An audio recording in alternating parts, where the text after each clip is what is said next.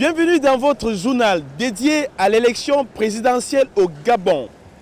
Jean-Boniface Assélé, président du Cercle des libéraux réformateurs, est un homme politique et général retraité. Engagé pour le développement du Gabon, il milite fortement pour la candidature de Brice Clotaire Oligui Nguema afin qu'il remporte la majorité des suffrages au soir du 12 avril 2025. Un sujet de Nana Kamsukom. Jean-Boniface Assélé, né le 9 février 1939, est un homme politique gabonais, président du Cercle des libéraux réformateurs. Il a été membre du gouvernement gabonais de 1975 à 1990, puis de 2004 à 2009. Il a également été commandant en chef des forces de police nationales de 1970 à 1989 avec le grade de général. Depuis septembre 2009, Assélé est le 4e vice-président du Sénat du Gabon. Ce n'est pas une affaire de 2 jours, ce n'est pas une affaire de 4 jours. Ça peut passer même 3 ans, certainement, peut-être plus, ça dépendra. Mais il y a dans tout ça le peuple, parce que le peuple, on a dit que le peuple décidera par référendum. Le 18 mars 2025, le Cercle des libéraux réformateurs, conduit par Jean-Boniface, a tenu son congrès extraordinaire avec pour seul ordre du jour le soutien à la candidature de Brice Clotaire Oligui Nguema lors de la présidentielle du 12 avril 2025. Il souligna les raisons de son soutien qui sont liées aux travaux mis en évidence par les actions posées par le président de la transition, Brice Clotaire Oligui Nguema, en faveur des populations. D'abord, la jeunesse avec le rétablissement des bourses scolaires, le relèvement exceptionnel de l'âge requis pour passer certains concours et l'octroi des véhicules taxis pour les jeunes Gabonais. Mais c'est le temps, un petit peu le temps, à la transition. Ce n'est pas une affaire de 2 jours, ce n'est pas une affaire de 4 jours. Ça peut passer même 3 ans, certainement, peut-être plus, ça dépendra. Mais il y a dans tout ça le peuple, parce que le peuple, on a dit que le peuple décidera par référendum. Toutefois, le président fondateur du CLR précise que le parti ne se résume pas qu'aux déclarations de soutien, mais espère voir se réaliser tout projet entrepris par le président de transition Brice Clotaire Oligui Nguema.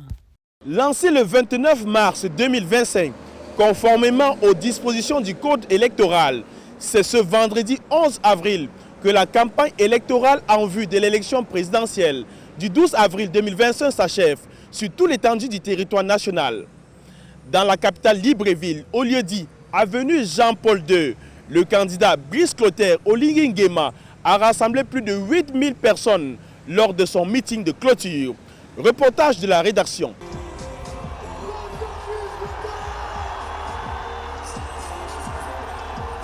Ambiance électrique ce jeudi 10 avril 2025 au lieu-dit place de l'avenue Jean-Paul II dans la capitale Libreville à l'occasion du grand meeting de clôture de la campagne électorale en vue de la présidentielle du 12 avril prochain. Répondant à l'invitation du candidat Brice Clotaire Oligui Nguema, c'est plus de 8000 personnes, hommes, femmes et jeunes, représentant toutes les couches sociales de la province de l'Estuaire qui ont témoigné leur adhésion au projet de société du général Brice Clotaire Oligui Nguema, candidat à la présidentielle du 12 avril 2025. 2 semaines sur le terrain ont permis aux candidats de l'espérance de parcourir l'ensemble des 9 provinces du Gabon. Un seul message, redonner au Gabon toutes ces lettres de noblesse. La démocratie ne sera plus une promesse lointaine, une réalité vivante. Dans la 5e République, la décentralisation, la libre administration des collectivités locales sera effective. Dans la 5e République, la gouvernance sera efficiente et la corruption n'aura plus sa place. Abat la corruption! Fini la corruption! Mobilisée comme un seul homme, cette population qui a pris place dans ce lieu mythique pour le Gabon n'a pas manqué de remercier Brice Clotaire Oligui Nguema pour ce qu'il a pu accomplir en seulement 19 mois de transition. Très cher Brice Clotaire Oligui Nguema, regardez autour de vous, regardez ces dizaines de milliers de femmes et d'hommes, regardez cette jeunesse mobilisée, et rassemblés autour de vous et du projet que vous portez. La population espère des lendemains meilleurs, espérance de la création d'emplois, d'un quotidien sans délestage, l'ouverture d'écoles, des meilleurs systèmes de santé et l'amélioration du réseau routier. Dans un message plein d'espoir, le candidat Brice Clotaire Oligui Nguema appelle tout le peuple gabonais à lui porter à la magistrature suprême au soir du 12 avril 2025 en allant voter et faire le choix d'un nouveau Gabon. Le programme de Brice Clotaire Oligui Nguema repose sur 6 axes stratégiques allant de la réforme des services de base à la diversification économique en passant par la lutte contre le chômage et la modernisation des institutions. C'est près de 850 000 électeurs gabonais qui sont appelés aux urnes ce samedi 12 avril 2025. Cette présidentielle doit concrétiser la promesse d'un retour à l'ordre constitutionnel au Gabon. Le secteur du commerce au Gabon affiche des signes encourageants, portés par une reprise des exportations et une croissance maîtrisée des importations. Le pays semble sur la voie d'un redressement économique. Mais derrière ces bons chiffres se cachent encore de nombreux défis structurels, notamment la dépendance aux matières premières et la fragilité du commerce local. Tout d'horizon des enjeux et perspectives de ces secteurs stratégiques avec Marie-Roger Koua.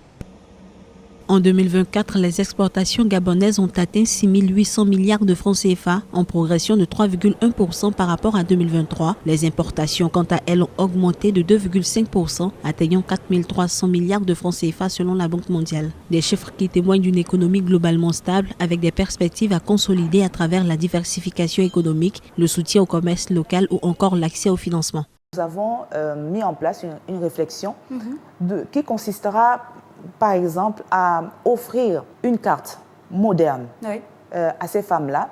Et une telle réforme ne peut se faire que de manière multisectorielle, c'est-à-dire le ministère de l'économie, le ministère du commerce, le ministère du budget, pour que nous, États, nous proposons des mécanismes pour assurer une sécurité sociale à ces personnes. Mais malgré ces avancées, les perspectives notables, les défis persistent. L'économie gabonaise reste fortement tributaire de ses exportations en matières premières. En 2024, les exportations de biens, essentiellement le pétrole, le bois et le manganèse, ont augmenté de 3,4% selon les données de la Banque mondiale. Une performance qui masque encore la fragilité du tissu commercial local, notamment en zone rurale. L'un des gros défis, c'est le cadre juridique.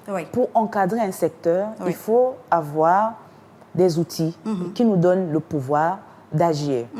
À ce niveau, par exemple, au ministère du Commerce, nous avons récemment défendu la loi portant réglementation de l'activité commerciale en République gabonaise. Les perspectives à moyen terme restent prometteuses. La digitalisation croissante, les projets de zones économiques spéciales et la mise en œuvre de réformes structurelles pourraient faire du commerce un vecteur clé de diversification économique au Gabon. Situé en Afrique centrale, le Gabon dispose d'importantes ressources naturelles avec une façade maritime sur l'océan Atlantique. Il est bordé par le Cameroun, la Guinée équatoriale et la République du Congo. Malgré sa vaste superficie, 267 667 km², principalement forestière, le Gabon ne compte que 2,3 millions d'habitants. Recensement de 2023. La moitié de la population gabonaise a moins de 20 ans, ce qui représente un atout stratégique pour le développement à long terme. Un sujet de Samantha Saberou Sabobanga.